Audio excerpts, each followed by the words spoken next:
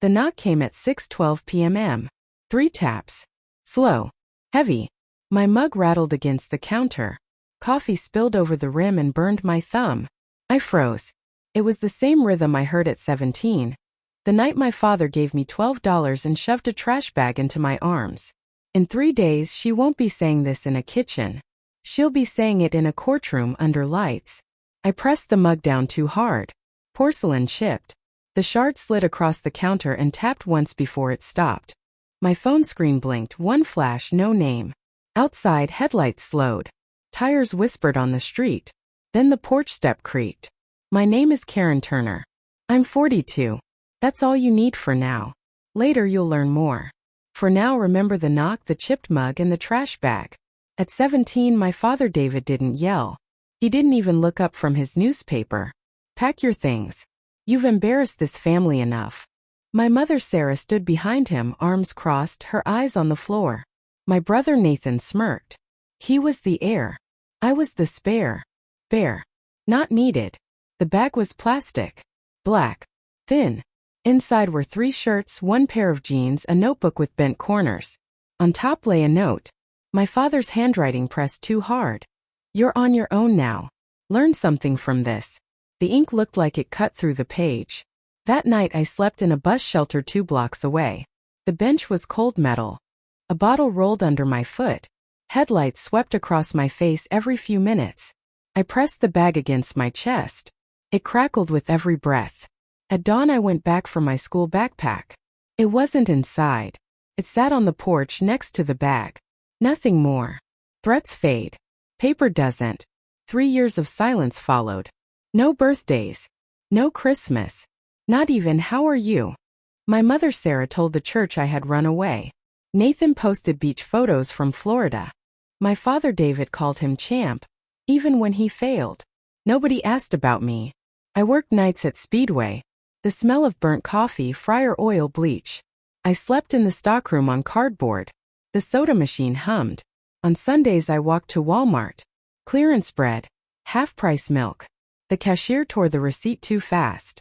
The strip fell on the floor. I bent, picked it up, folded it into my pocket.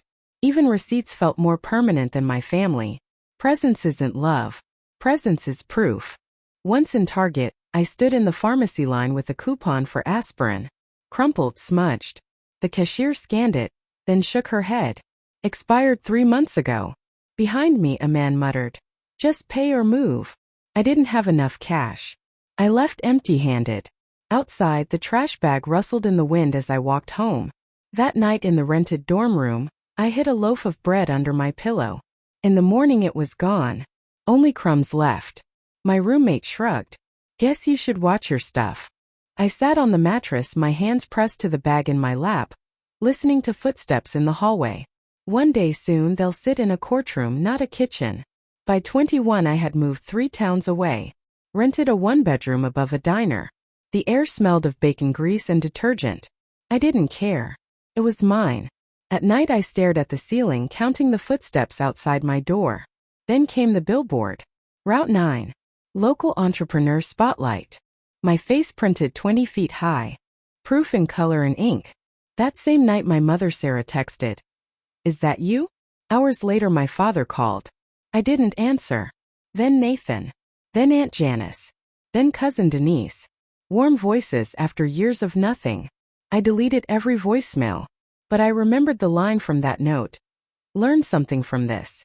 The second message came slower. My mother's voice softer. "Nathan and Alyssa are struggling. They might lose their place. Do you still have that spare room you once mentioned?" Spare room. I laughed in the dark. The only spare was me. There was no spare room. I bought the whole house. Paid in cash. The deed in my name. 2 days later, headlights stopped outside my driveway. A silver Honda Civic. The same car my parents once drove. I froze by the curtain. On the porch, my mother Sarah holding a Tupperware. Banana bread. Guilt wrapped in foil. I didn't open. I watched until she left. The bread sat untouched. Ants found it first. But the knock returned. Same rhythm. This time I opened. Cold air swept in. My mother Sarah smiled wide, arms open. "Oh my God, you look so good. I leaned on the frame. Why are you here, Mom? She filled the silence. Nathan and Alyssa lost their apartment. The baby's coming. They just need a place. Only for a little while. I stared. You kicked me out with a trash bag and a note. And now you want my house for the son you chose? Her hand shook on the Tupperware. It was complicated back then. We thought we were doing what's right. No, I said. You did what was easy. She tried again. You're being selfish. I smiled. Small. Final. No, Mom. I'm done being useful. I closed the door. The lock clicked once. Then again. In the parking lot, I'll see Nathan before he sees me. The phone lit up. Unknown number. Then a second blink. Then silence too long. Then 3 taps. Same rhythm. The office smelled of toner and stale coffee. I unlocked the door at 7:48 a.m. Dropped my keys and flipped the lights. The hum filled the small room. Stacks of folders leaned against each other. Paperclips scattered across desks like crumbs. The check printer clicked once when I powered it. Always one click before the day began. I kept my name small here. Karen Turner. 42. Nothing more. On the cards, accounting services. Rent ledgers, tax prep, invoices for local shops. Not a big firm. Just me, a desk, and paper that didn't lie. Years ago, I signed my first lease alone. No guarantor. No father's name beside mine. I wrote the check from my own book. Paper had held me when people didn't. The trash bag stayed folded in my closet. Black plastic. Thin. That morning when I pulled my shoes, it rustled. The sound followed me to the office. At 9:03 the phone rang once. Unknown number. I didn't answer.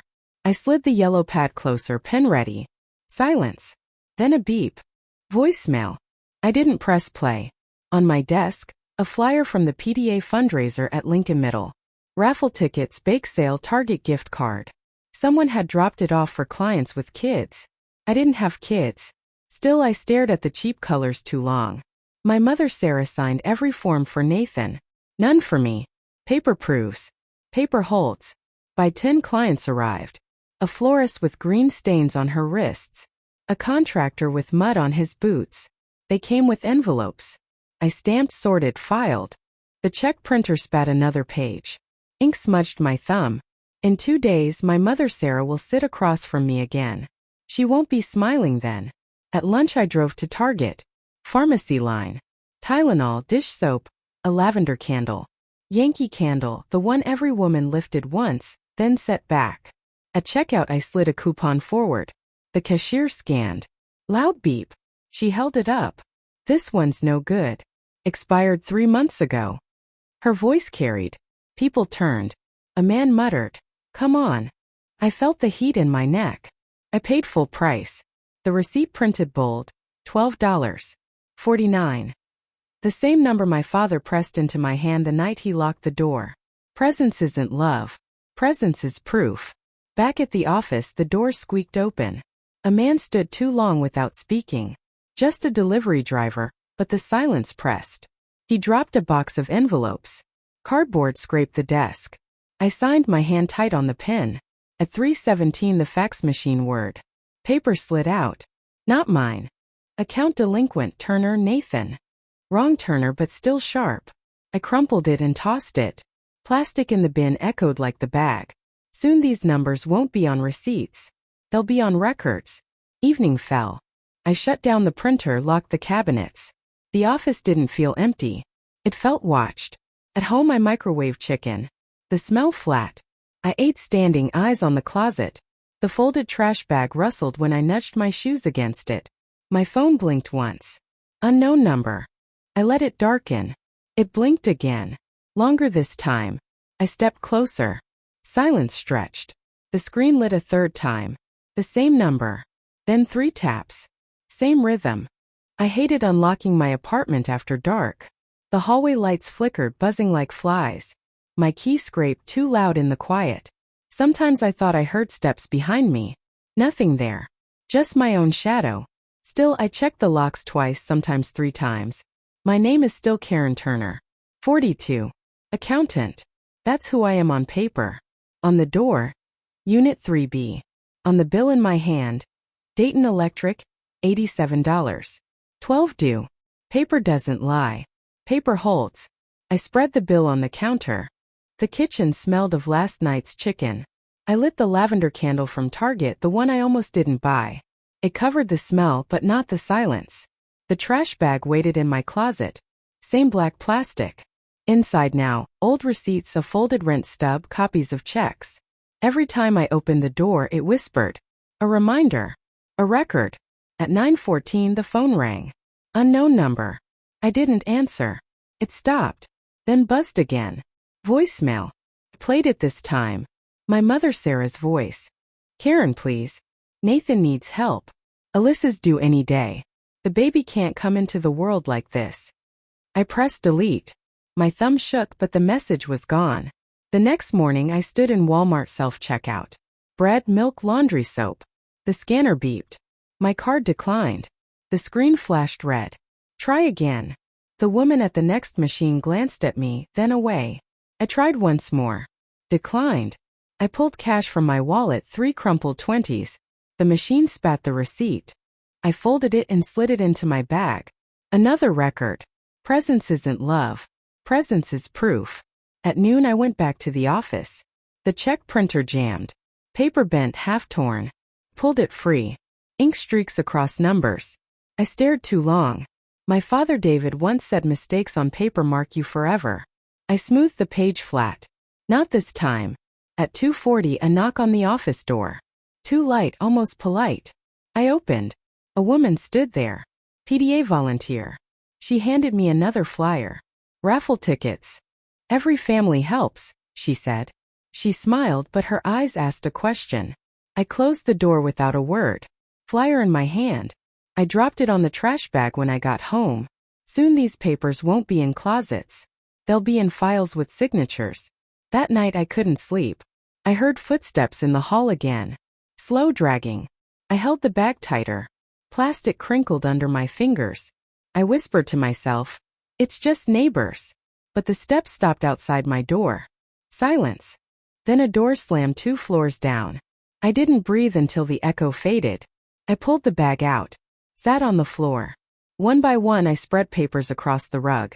Receipts, invoices, bank slips. I started making piles. Order out of chaos. My first weapon. At 11:02 my phone lit up. Unknown number. I didn't touch it. The screen glowed in the dark. Then another buzz. Then a third. I stared at it until the glow faded. The trash bag crackled in my lap. Then faintly 3 taps on the wall. Same rhythm. The knock came at 8:06 p.m. Not light this time. Heavy. I left the TV on mute and stood in the hallway. Through the curtain headlights glared. A silver Honda again. Same one they drove years ago. I opened. My mother Sarah stood there, Nathan beside her. He held a diaper box half torn. Sarah smiled like nothing had passed. Karen, this is your nephew's things. They just need a place. I leaned on the frame. This house isn't a place. It's mine. Nathan shifted, muttering. It's family. I didn't move. At 17, you laughed when Dad handed me $12 and a trash bag. Remember?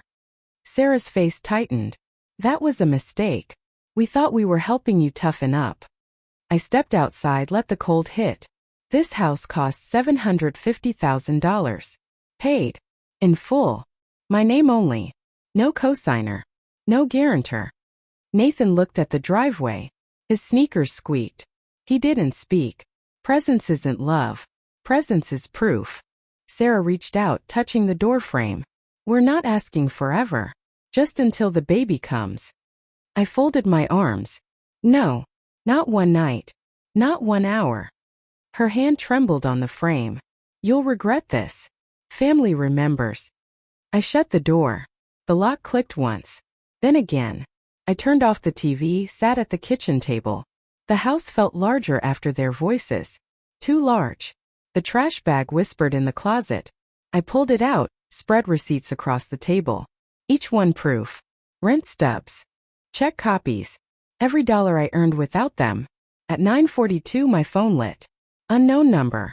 I let it ring out. Then voicemail. Nathan's voice. Selfish. You'll regret this. I deleted it. My thumb didn't shake this time. The next morning I wrote 3 checks. Mortgage final payment, property tax, utilities.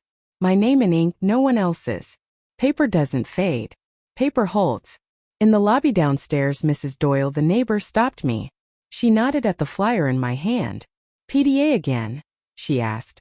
I shook my head. Not mine. She smiled soft. You're lucky. Less noise. At noon, I stopped at the diner below the office. Coffee burnt, eggs rubbery. I left cash on the counter. The waitress pushed it back. You always tip too much. I didn't answer.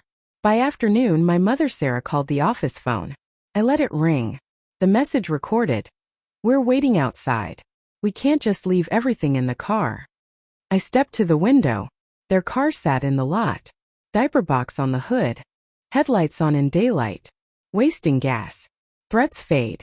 Paper doesn't. I worked until 7. Printed invoices, filed ledgers, locked cabinets. On my desk, one note I wrote for myself.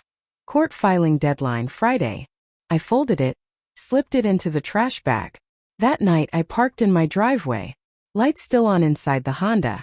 Figures sat motionless. I carried my groceries in one hand, keys in the other. The porch step creaked. I turned fast. No one there. Just the Honda engine ticking as it cooled. Inside I locked the door. The house went quiet. At 11:18 the phone lit. Unknown number. One blink. Then another. I set the trash bag on the floor. Papers rustled. Then the sound. 3 taps. Same rhythm. Not on the door this time. On the window. The note slid under my office door at 8:11 a.m. No envelope. No return name. Just cheap lined paper. Karen, open your heart. Nathan has nowhere else to go. Family shouldn't live in cars. I picked it up with 2 fingers. The paper smelled faintly of banana bread. I folded it once, dropped it into the trash bag under my desk. The plastic crinkled.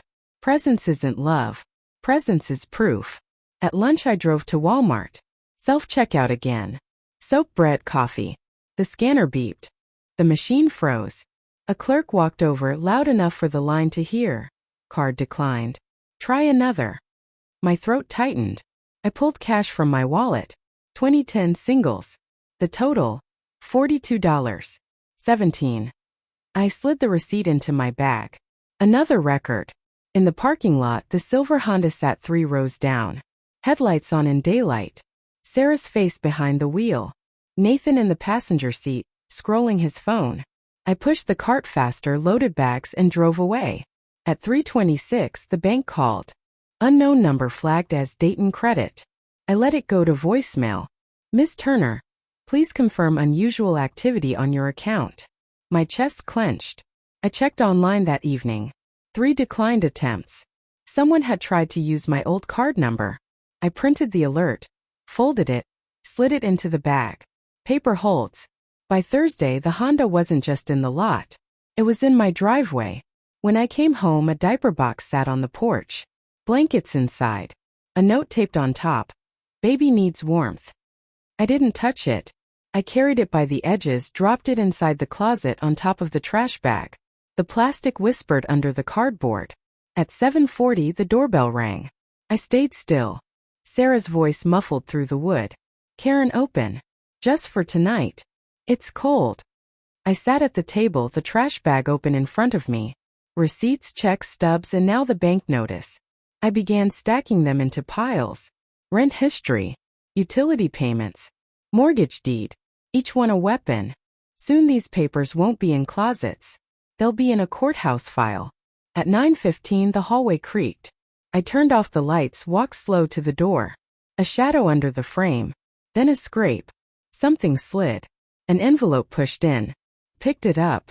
No stamp. Inside. A sonogram photo. Alyssa's name printed in the corner. A baby curled in black and white. My fingers went cold. I slid the photo into the bag. Threats fade. Paper doesn't. That night I couldn't sleep. Each headlight passing on the street made me check the locks again. I pressed the trash bag between my knees on the couch. Plastic crinkled each time I moved. At 11:52 the phone lit up. Unknown number. One blink. Then another. Then a third. I stood in the dark, waiting. The sound came soft. 3 taps. This time on the glass door at the back. Saturday morning, 7:03 a.m. The knock wasn't 3 taps this time. It was fists. Hard. Continuous. I sat on the couch, trash bag open in front of me. Paper spread across the table. Proof in every line. Sarah's voice bled through the door. Karen, open this house. Nathan has a baby on the way. You can't be this cruel. Nathan shouted louder. We'll get in one way or another. I didn't answer. I stacked papers into folders. Rent ledgers. Bank slips. Mortgage deed. Each page slid into plastic sleeves. The bag rustled. Presence isn't love. Presence is proof. At 8:11 the noise stopped. When I finally opened the door, the diaper box was gone. Only the sonogram photo lay on the porch, damp from dew. I picked it up with 2 fingers and dropped it back into the bag. At 10:20 I drove downtown. Parked by a strip mall. My shoes crunched salt on the sidewalk. I opened the door to a small office. Frosted glass, brass letters. Law offices of Henry Cole. Inside, the air smelled of toner and old carpet. Mr. Cole, gray hair, wire glasses, looked up. Miss Turner. Yes. I set the bag on the chair. Plastic cracked. He raised his brows. That all your proof? I nodded. Every receipt, every payment, every notice. They want my house. They think family still counts. But family left me with $12 and a trash bag. Now they want $750,000. He slid a form forward. We'll file for a restraining order. And if they push further, we'll take it public. I signed. Ink pressed deep into the paper. Soon these papers won't just sit in closets. They'll sit in front of a judge. By evening, the Honda was back in my driveway. I didn't get out of my car. I sat with the engine running, lights on, until they finally pulled away. At home I checked the mailbox. A bill from Dayton Water. $64.38. I held it flat in my hand, then added it to the pile. Proof I paid. Proof I lived. Proof they didn't. Threats fade. Paper doesn't. At 9:50 the hallway outside creaked. I killed the lights. Stood by the window. A shadow moved across the glass. Then a voice, Nathan's. You can't hide behind paper forever. I didn't answer. I let the silence work.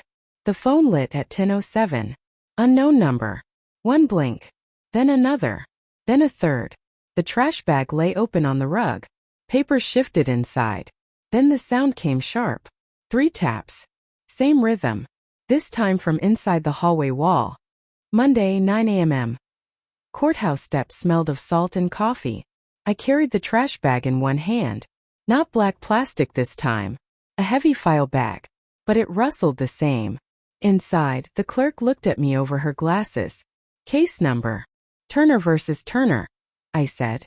My own name twice. One mine. One theirs. I sat in the back until called. Sarah in the front row. Nathan beside her. Alyssa with a swollen belly. They didn't look at me. They looked at the floor. Presence isn't love. Presence is proof. When my name echoed through the speakers, I walked forward. Laid the bag on the table. Papers slid out. Receipts, ledgers, stubs. Each one stamped, dated, signed. The judge skimmed the first page. Mortgage deed. My name alone. Miss Turner, you've brought extensive documentation. Yes, I said. Every payment since I was 17. Alone. No guarantor. No support. $12 then. $750,000 now. Paid in full. My name only. Sarah finally spoke. Her voice cracked. We thought she'd forgive. She's family. The judge didn't look up. Family doesn't override deed. Nathan shifted, muttered. She's selfish. I slid the sonogram photo across the table. They taped this to my door. Manipulation. Nothing more. The courtroom fell silent. The sound of paper sliding carried more weight than their words. Threats fade. Paper doesn't. By noon the order was filed. Restraining. Enforceable. They were out of my house before they ever stepped inside. Outside, Sarah tried once more. Karen, please. We're blood. I met her eyes. Blood left me with $12 and a trash bag. Paper built me a life. And paper will keep you out. I turned, walked down the courthouse steps. The bag heavier now, but final. That night I unlocked my door. Quiet. Empty. Safe. I placed the bag in the closet, shut it, and leaned on the frame. The house creaked once, then stilled. I walked through the living room, past the deed framed on the wall. $750,000. Paid. No more knocks. No more taps. Silence. Mine. Your comments help this channel grow and give me new ideas for stories.